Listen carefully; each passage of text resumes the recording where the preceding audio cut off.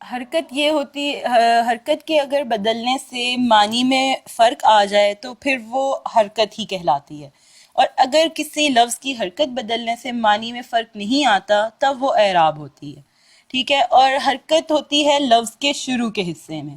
جبکہ اعراب لفظ کے آخری حصے میں جو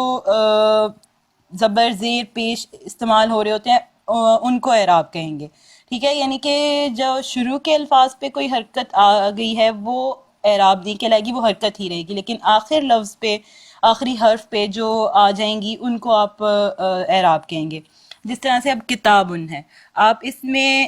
کاف پہ کسرہ ہے، تا پہ فتحہ ہے، تو یہ جو ہے حرکت ہے، یہ اعراب نہیں ہے۔ لیکن با پہ جو ہے اس پہ آپ دیکھ رہے ہیں کہ دو پیش آ رہی ہیں، ٹھیک ہے؟ اس پہ اگر دمہ تان آ رہی ہیں تو اس کا مطلب ہے کہ، اور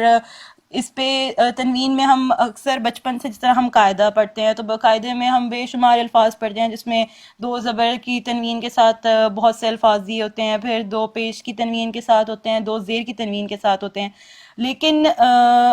ان کے معنی میں کوئی فرق نہیں آ رہا ہوتا، صرف وہی لفظ ہوتا ہے، اس کو دو پیش کے ساتھ بھی لکھ دیتے ہیں، دو زیر کے ساتھ بھی لکھ دیتے ہیں، دو زبر بھی لکھ دیتے ہیں۔ اسی طرح کتابن جو ہے وہ کتابن بھی لکھا جا سکتا ہے اور کتابن بھی لکھا جا سکتا ہے۔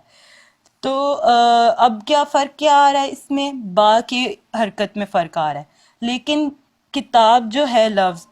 اس کا مطلب نہیں بدلا، اس کا یہ مطلب نہیں ہو گیا کہ ہم نے کتابن لکھا تھا تو کتابن کا مطلب کتاب تھا، لیکن کتابن سے وہ کوئی اور ہی چیز مراد ہو گئی، یا کتابن سے کوئی اور چیز ہو گئی، وہ کتاب ہی رہی۔ لیکن